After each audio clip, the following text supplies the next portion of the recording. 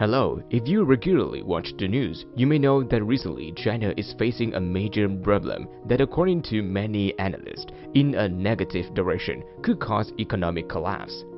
That is, the country's leading real estate group, Evergrande, is on the verge of bankruptcy with a huge debt of up to $300 billion. So, what is Evergrande? Why does it affect China so much? And is it true that China is suffering because of this company? Let's find out together. Evergrande is the second largest real estate group in China. It was founded in 1996, used to sell bottled water, later expanded into real estate. Mainly they built apartments for sale. Up to now, this group owns 1,300 projects, 45 million square meters of land located in 280 cities across China. Thanks to the policies of the Chinese government and the country's miraculous economic development, this group has grown extremely fast. Evergrande's fortune is huge and growing rapidly.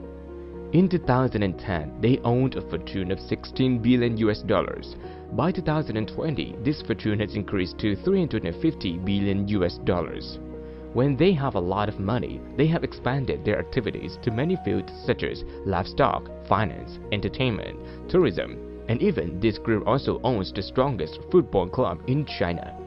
But it seems that because they grow so fast, they are obese, so that it's difficult to rescue. Currently, this company is facing debt of more than $300 billion. We can simply compare. China's budget revenue in 2019 is $3.2 trillion.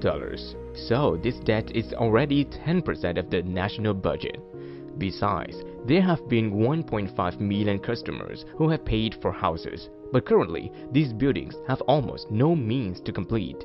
Many material suppliers also stopped supplying materials to this group because of previous outstanding debts. Faced with this terrible debt, this corporation was no longer able to pay. If the government doesn't help, bankruptcy is almost certain. So, why did Evergrande fall into such a tragic situation? There are two basic reasons as follows. The first is that the Chinese government has controlled and tightened lending. Now, with the ideas of President Xi Jinping, China is moving towards a steadily growing economy, creating a lot of value and purging unsustainable companies.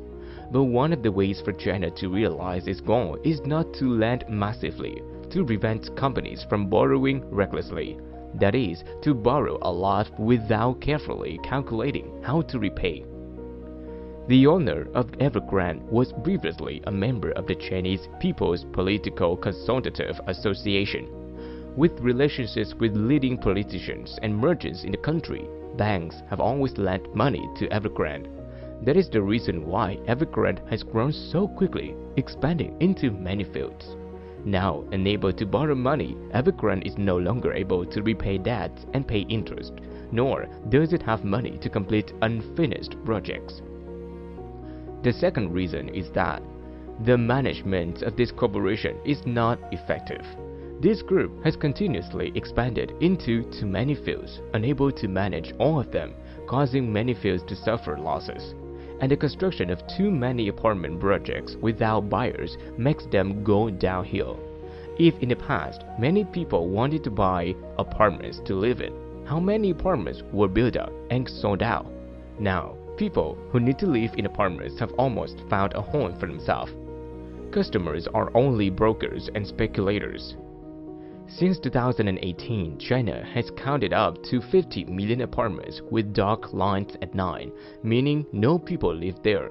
Thus, customers do not buy or buy very few new apartments, leading to this corporation having no money to fill in unfinished apartments and making them even more indebted.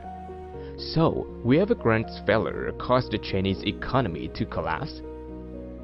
Famous investor, billionaire George Soros predicted that Evergrande's default would cause the Chinese economy to collapse.